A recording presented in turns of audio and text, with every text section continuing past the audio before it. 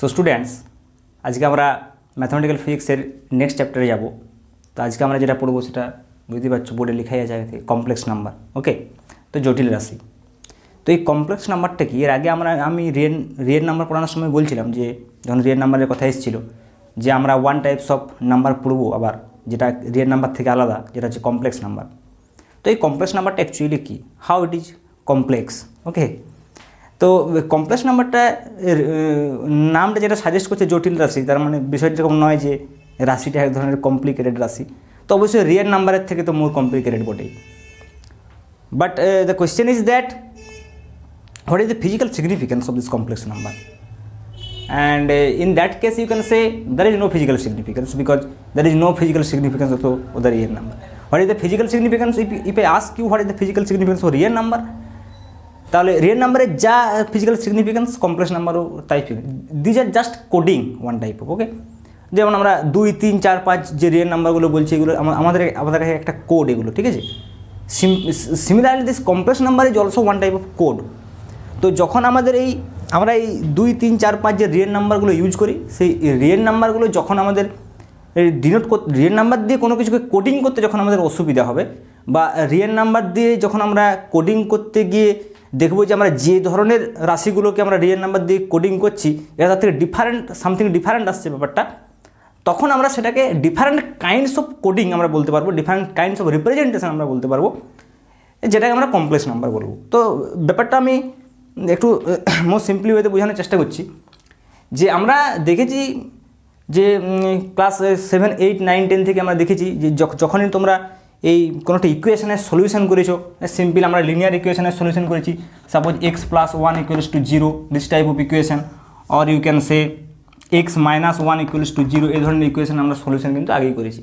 তো যদি আমি এখানে ইকুয়েশনের সলিউশন করতে যাই, আমরা x = -1 পাবো, এই ইকুয়েশনে যদি সলিউশন করতে যাই আমরা x = +1 পাবো।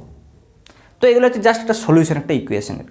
সিমিলারলি আমি যদি একটা কোয়াড্রেটিক ইকুয়েশনে যাই, মানে এক্সের মাথায় যদি পাওয়ার যদি 2 থাকে, যেমন আমরা এই ধরনের যদি equation pi, that is x² - 1 = 0, বা x² - 3 = 0, x² - 2 = 0, this type of ইকুয়েশনের সলিউশন আমরা করেছি। আমরা এখানে দেখেছি যে x² = +1, which implies that x = +-1। তো এই ধরনের সলিউশন কিন্তু আমরা আগে থেকেই করেছি, এবং ক্লাস 10 অবধি আমরা এই ধরনের সলিউশন যখন আমরা কোনো দ্বিঘাত সমীকরণের সলিউশন করেছি, তখন দেখা গেছে যে এই ডান সাইডে অর্থাৎ x² = মাইনাস কিছু কিন্তু আমাদের আসেনি। ওকে, মানে আমরা এই x² - 1 = 0 এই টাইপের ইকুয়েশনের সলিউশন করলেও খুব সিম্পলি যদি আমি ব্যাপারটাকে বোঝার চেষ্টা করি, যে আমরা যদিও বা এই x² - 1 = 0 এই ধরনের সমীকরণ থেকে x এর মান কী সেটা নির্ণয় করেছি আপ টু ক্লাস 10, বাট এই ধরনের ইকুয়েশন যখন x² + 1 = 0 তখন x = কত আমরা কিন্তু নির্ণয় করিনি। কিন্তু ডিফারেন্সটা জাস্ট স্লাইড ডিফারেন্স। এখানে আমরা দেখছি যে x² - 1 = 0 এই ধরনের ইকুয়েশন যখন আমাদেরকে দেওয়া হয়েছে আমরা ইজিলি সলভ করে ফেলেছি। বাট আমরা এখানে ভেবে দেখিনি, মোস্ট অফ দ্য স্টুডেন্ট এটা ভেবেই দেখে না যে হোয়াই x² + 1 = 0 এই ধরনের ইকুয়েশন নেই কেন। আমরা যখন আপ টু ক্লাস 10 অবধি পড়েছি, আমরা x² - 1 = 0 এই ধরনের ইকুয়েশন পেয়েছি, সলিউশন করেছি x = +-1, x² = 1, সো x = +-1 এই ধরনের ইকুয়েশন আমরা সলিউশন করেছি, অনেক ইকুয়েশন সলিউশন করেছি। কিন্তু আমাদের মাথায় এইটা আসেই নি যে x² + 1 = 0 আপ টু ক্লাস 10, যে x² + 1 = 0 মোস্ট অফ দ্য স্টুডেন্টের কথা বলছি, মাথায় কখনো আসেই নি যে x² + 1 = 0 হলে আমার x = কত হবে। This is very interesting and this is the slight difference এই ইকুয়েশনটা থেকে এই ইকুয়েশনটা, অথচ আমরা ভাবিনি। How the thinking of our brain is so limited, যে আমাদেরকে যেভাবে ভাবতে বলা হচ্ছে আমরা সেভাবে ভাবছি। But the subject physics is not like that. You have to think all possible way. Okay, so being a physics student or going to be a physics student, you have to think. In fact, to be a science student you have to think various types of possibility. So x² - 1 = 0 যেমন একটা possibility, তেমনি equation এটা rise করতেই পারে x² + 1 = 0। So what will be the solution of this equation in that case? So আমরা দেখতেই পাচ্ছি এখানে x² হয়ে যাবে কিন্তু আমাদের -1, তখন x সমান হয়ে যাবে ±√1।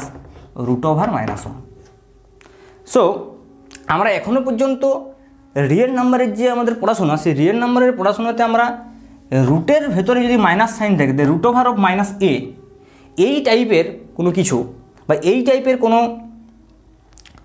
আমরা কোয়ান্টিটিকে ডিফাইন করিনি এখনো পর্যন্ত, বা আমরা ওই ধরনের কোয়ান্টিটিকে কী দিয়ে ডিনোট করব, কী দিয়ে কোডিং করব, সেটা আমরা কিন্তু করিনি তখনও পর্যন্ত। তো এই রুট ওভার মাইনাস ওয়ানটাকে আমরা অন্য একটা লেটার দিয়ে কোডিং করব, সেটা হচ্ছে আই। মানে আমরা এই রুট ওভার মাইনাস ওয়ান দিয়ে বারবার এটাকে আমাদের অপারেশন করতে অসুবিধা হবে, যে আমরা এই রুট ওভার মাইনাস ওয়ান যদি পাই, যেমন এটাকে আমি মাইনাস এ আছে, এটাকে আমি এভাবে লিখতেই পারি যে রুট এ ইন্টু সাপোজ এখানে রুট মাইনাস ওয়ান, এইভাবে হয়তো লিখলাম। এবারে তখন এই রুট মাইনাস ওয়ানটাকে যদি আমি একটা কিছু দিয়ে ডিনোট করে দিই, তাহলে আমার বুঝতে ব্যাপারটা সুবিধা হবে। তো এই রুট ওভার মাইনাস ওয়ানটাকে যদি আমি সেক্ষেত্রে আই দিয়ে ডিনোট করি, তখন আমি এটাকে বলছি আই ইন্টু রুট এ। মানে এই রুট ওভার মাইনাস ওয়ানটাকে আমি কোডিং করছি by some letter called I. আমরা এটা আই বলছি, অ্যাকচুয়ালি এটা আইওটা, ওকে, আইওটা। তাই এই আইটাকে আমরা নিয়েছি, ওকে। তাহলে এই প্লাস মাইনাস যে রুট ওভার মাইনাস ওয়ান, এইটাকে আমরা বলছি আই। সো এই ধরনের ইকুয়েশনের যে সলিউশনটা হবে সেটা হচ্ছে প্লাস মাইনাস আই, ওকে। তো আমরা এই রুট ওভার মাইনাস ওয়ানটাকে যে একটা কোডিং করছি ডিফারেন্ট কাইন্ডস অফ লেটার দিয়ে, এটাকে আমরা কমপ্লেক্স নাম্বার বলছি। তো এই কমপ্লেক্স নাম্বারের সবসময় দুটো পার্ট থাকবে। এটা আমরা এখানে জাস্ট রুট ওভার মাইনাস ওয়ানটাকে প্লাস মাইনাস আই বলছি, বাট ইন জেনারেল যখন আমরা ডিফাইন করছি একটা কমপ্লেক্স নাম্বারকে, তখন সেই কমপ্লেক্স নাম্বারকে ডিফাইন করার জন্যে আমরা জেনারেল যদি আমরা কমপ্লেক্স নাম্বারকে একটা ডিফাইন করি, তখন আমরা কীভাবে ডিফাইন করব? ইন জেনারেল একটা কমপ্লেক্স নাম্বারকে এইভাবে ডিফাইন করা হচ্ছে যে Z equals to A plus I B, যেখানে কিন্তু A B real, A B কিন্তু রিয়েল, এ বি কিন্তু বিলংস টু আর, কিন্তু রিয়েল নাম্বার। তাহলে এই যে আই ইন্টু বি, এটা প্লাসও হতে পারে, আবার যদি আমি এর কনজুগেট নিই, অর্থাৎ আমি যদি বলি এ মাইনাস আইবি, সেটাকে বলা হচ্ছে এর কনজুগেট, জেড স্টার দিয়ে বা জেড বার দিয়ে রিপ্রেজেন্ট করা হয়, জেড স্টার বা জেড বার, এইটাকে তখন বলা হবে এ মাইনাস আইবি, ওকে। তার মানে এই যে আমি এখানে যে প্লাস মাইনাস আই পেয়েছিলাম এক্স, এইটা ইকুয়ালস টু আমি এইভাবে কিন্তু বলতে পারি যে 0 প্লাস মাইনাস 1 ইন্টু আই বা আই ইন্টু 1, ওকে। তাহলে এখানে কিন্তু এ প্লাস আইবি আকারে আছে। তাহলে এই 0টাকে আমি যদি এ বলি আর এই 1টাকে যদি বি বলি, তাহলে ইন জেনারেল এটাও কিন্তু এ প্লাস আইবি। তাহলে ইন জেনারেল আমরা একটা কমপ্লেক্স নাম্বারকে জেডকে এ প্লাস আইবি এই আকারে প্রকাশ করছি। তাহলে আমরা একটা কমপ্লেক্স নাম্বারের সবসময় দুটো পার্ট পাচ্ছি, একটা হচ্ছে রিয়েল পার্ট, একটা হচ্ছে ইমাজিনারি পার্ট। তাই যদি আমি এটাকে এইভাবে বলি যে Z equals to A plus I B,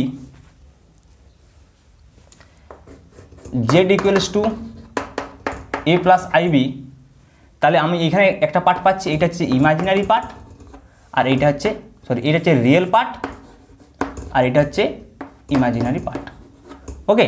তাহলে আমি এইভাবে লিখতেই পারি যে আর ই অফ জেড আমাকে যদি কেউ জিজ্ঞেস করে রিয়েল পার্ট এই জেডটার, সেটা হচ্ছে যে এ, সেটা কখনো কখনো জিরো হতে পারে, যেমন আমরা আগে দেখেছি। তেমনি ইমাজিনারি পার্ট আমাকে যদি কেউ জিজ্ঞেস করে of Z, that will be nothing but B, জেডের ইমাজিনারি পার্ট। তাহলে আমার একটা কমপ্লেক্স নাম্বার টোটালি যখন আমি রিপ্রেজেন্ট করছি, সেখানে আমার দুটো কোয়ান্টিটি থাকছে এ অ্যান্ড বি। তাহলে আমি যদি একটা এই কমপ্লেক্স নাম্বারকে আমি বুঝতে পারছি, যেমন আমরা রিয়েল নাম্বারের ক্ষেত্রে কী ছিল, রিয়েল নাম্বারকে আমি প্রকাশ করার জন্য একটা নাম্বার লাইন ইউজ করছিলাম, কারণ একটা রিয়েল নাম্বারের সঙ্গে করেসপন্ডিং একটি ভ্যালু ছিল 1 2 3 এভাবে আমি লিখছিলাম। তাহলে একটা পয়েন্ট দিয়ে জাস্ট আমি প্রকাশ করতে চাই, একটা লাইনের উপর একটা পয়েন্ট দিয়ে প্রকাশ করতে, নাম্বার লাইন যেমন ছিল, এখানে কিন্তু নাম্বার লাইন থাকবে না, একটা প্লেন থাকবে। তার কারণ কি, আমাদের এখানে দুটো আছে, অর্ডার পেয়ার আকারে থাকছে এ কমা বি। তো আমরা জানি যখন অর্ডার পেয়ার আকারে থাকে কোনো একটা পয়েন্টে যখন আমরা রিপ্রেজেন্ট করি, যেমন এটা যদি এক্স ওয়াই প্লেন থাকে, তাহলে একটা আমার পয়েন্ট আছে অর্ডার পেয়ার 2,3, সাপোজ 2,3, তখন আমরা বলি এক্স এক্সিস বরাবর 2, ওয়াই এক্সিস বরাবর 3, তো এই পয়েন্টটাকে আমরা পাই 2,3। তাহলে সেক্ষেত্রে আমাদের কি হয়, এই যখন অর্ডার পেয়ারে কোনো একটা বিষয় থাকবে, দুটো সংখ্যা যখন একটা অর্ডার পেয়ারে থাকবে, তখন তার সেই দুটো সংখ্যাকে যদি আমি জিওমেট্রিক্যালি রিপ্রেজেন্ট করতে চাই, তাহলে আমি যে পয়েন্টটা পাবো সেই পয়েন্টটা প্লেনের উপরে হবে, কোনটা লাইনের উপরে হবে না। কারণ এই 2 এর 3 পরিবর্তে আমার যদি কোনো সাপোজ 3,4 থাকলো, তখন সেই পয়েন্টটা আলাদা 3,4, তখন এই পয়েন্টটা হবে 3,4। তার মানে আমি দেখতে পাচ্ছি এই এক্স ওয়াই প্লেনের উপরে আমি বিভিন্ন পয়েন্ট পাবো অর্ডার পেয়ারে যখন থাকছে। তার মানে যখনই আমার কাছে অর্ডার পেয়ার থাকবে, তখন আমি তাকে সেই জিওমেট্রিক্যালি সেটাকে নাম্বার লাইনের উপরে প্রকাশ করতে পারবো না। আমার সেক্ষেত্রে একটা কী প্রয়োজন, আমার একটা প্লেন প্রয়োজন, জিওমেট্রিক্যাল প্লেন প্রয়োজন। তাহলে আমরা একটা কমপ্লেক্স নাম্বারকে যদি জিওমেট্রিক্যালি রিপ্রেজেন্ট করতে চাই, আমার একটা কমপ্লেক্স প্লেন দরকার। তাহলে কমপ্লেক্স প্লেনে কী থাকবে না, কমপ্লেক্স প্লেনে যেমন এখানে একটা রিয়েল পার্ট একটা ইমাজিনারি পার্ট আছে, কিন্তু আমি সাধারণভাবে যখন অর্ডার পেয়ার 2,3 লিখছি এখানে দুটোই রিয়েল নাম্বার, তাহলে এটা আমার রিয়েল অ্যাক্সিস, এটাও রিয়েল অ্যাক্সিস ছিল। কিন্তু এক্ষেত্রে আমরা কি করব, এই এটাকে একটা কোঅর্ডিনেট ভাববো আর আইবিটাকে আর একটা কোঅর্ডিনেট ভাববো। তাহলে এটাকে যদি আমি একটা কোঅর্ডিনেট ভাবি তাহলে এটা রিয়েল অ্যাক্সিসের উপরে থাকবে, আর আইবিটাকে তাহলে আমি ইমাজিনারি অ্যাক্সিসের উপরে বলবো। তাহলে যেমন 2,3 থাকলে আমি এখানে এক্স কমা ওয়াই বলছিলাম, তাহলে এই দিকটা এক্স অ্যাক্সিস এই দিকটা ওয়াই অ্যাক্সিস, বাট কমপ্লেক্স নাম্বারের ক্ষেত্রে সেটা এক্স কমা আই ওয়াই বলতে পারি। তাহলে এদিকে যদি এক্স হয় তাহলে দিকটা আই ওয়াই হবে। বা আমি যদি এ প্লাস আইবি আকারে প্রকাশ করি তাহলে এই দিকটাকে যদি আমি এ বলি তাহলে এই দিকটা আমার আইবি হবে। ওকে, তাহলে আমি একটা কমপ্লেক্স প্লেনে এই পয়েন্টগুলোকে প্রকাশ করতে পারি। তাহলে এটি যেমন 2,30 তার জায়গায় তখন 2,3i হবে, 3,4 ছিল তার জায়গায় 3,4i হবে। এভাবে কিন্তু আমি একটা কমপ্লেক্স প্লেনে একটা কিন্তু আমি কমপ্লেক্স নাম্বারকে রিপ্রেজেন্ট করতে পারবো জিওমেট্রিক্যালি। তাহলে সেটা আমি কীভাবে করব, ইন জেনারেল। তাহলে ইন জেনারেল আমার দুটো অ্যাক্সিস থাকবে, একটা অ্যাক্সিসকে আমি বলছি রিয়েল অ্যাক্সিস, আরেকটা অ্যাক্সিসকে আমি বলবো ইমাজিনারি অ্যাক্সিস। তাহলে suppose this is my real Axis RE of Z and this is my imaginary axis that is IM of Z। তার মানে আমি যদি এখানে কোনো একটা পয়েন্ট বলি A, B, তার মানে কি বোঝাচ্ছে যে এই বরাবর আমার আছে A আর এই বরাবর B। ওকে, বাট এই B এর সঙ্গে সবসময় একটা I গুণ আছে, কারণ এদিকটা আমি ইমাজিনারি অ্যাক্সিস বলেই দিয়েছি। তাহলে যদি আমি এইখানে পয়েন্ট থেকে যদি আমি এই জায়গাটা দেখতে চাই, ওকে, সো এইটা হবে কিন্তু আমার জেডের ভ্যালু মড জেড। কেন এটা মড জেডের ভ্যালু হবে, তার মানে আমি এ আর আইবি এ দুটো যদি আমি যোগ করি তাহলে আমি মড জেড পাবো এখানে। তাহলে আমি ইন জেনারেল জেড পাবো, অ্যাকচুয়ালি জেড। তাহলে জেড সমান আমি বলতে পারি এই দিক বরাবর এ আছে আর এই বরাবর আইবি আছে, তাহলে এ আর আইবি একসঙ্গে মিলে কিন্তু আমাকে কী দিচ্ছে, আমাকে জেড দিচ্ছে। এবারে যদি আমি দেখি যে এই জেডের ভ্যালুটা কত, তাহলে আমার এইটাই মড জেড আসলে। তাহলে সেই মড জেডটা কত হবে, যেটা আমি যদি ভ্যালু বলি সেটা হচ্ছে √A² + B², √A² + B²।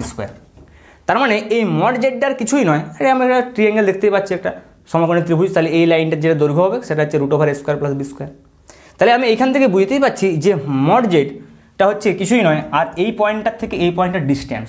মানে কমপ্লেক্স প্লেনে যে কোনো একটা পয়েন্টের যেটা অরিজিন থেকে ডিস্টেন্স সেটা হচ্ছে আসলে মড জেড, মানে ওই কমপ্লেক্স নাম্বারটার মডিউলাস বা ওই কমপ্লেক্স নাম্বারটার মান।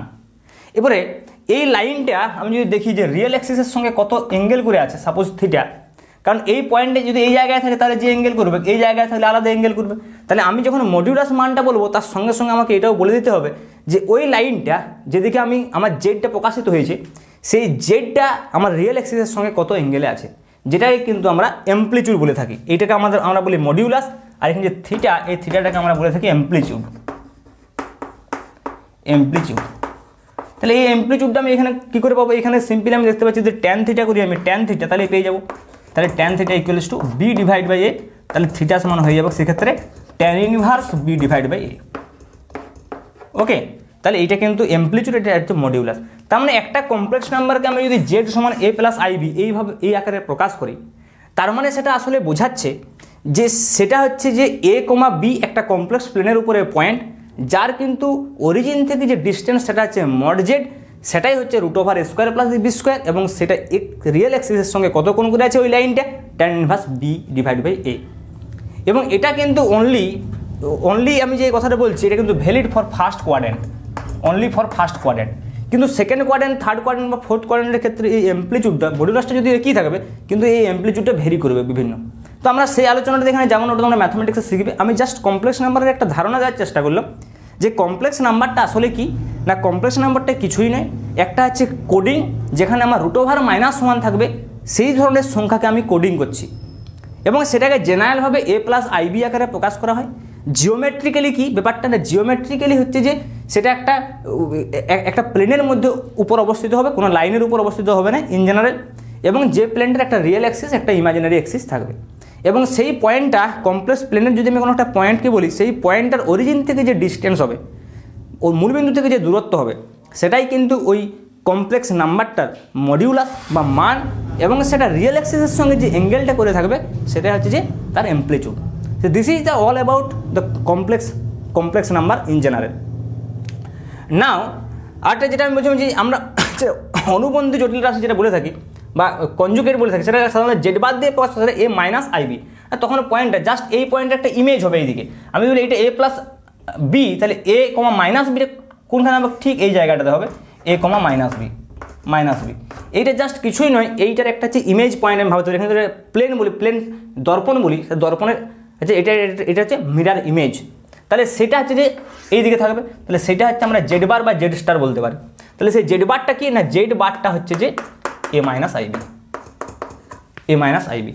এখন যদি আমি এই জেড আর জেড বারে গুণ করি, তাহলে আমি একটা রেজাল্ট এখান থেকে পাবো যে যদি আমি জেড ইন্টু জেড বার করি, তাহলে সেটা দেখা যাচ্ছে A plus I B into A minus IB.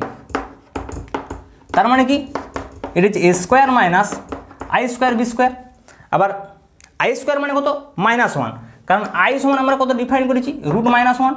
তাহলে আই স্কোয়ার সমান হয়ে যাবে -1, তাহলে যদি -1 হয় মাইনাস মাইনাস প্লাস হয়ে যাবে, that is A square plus B square.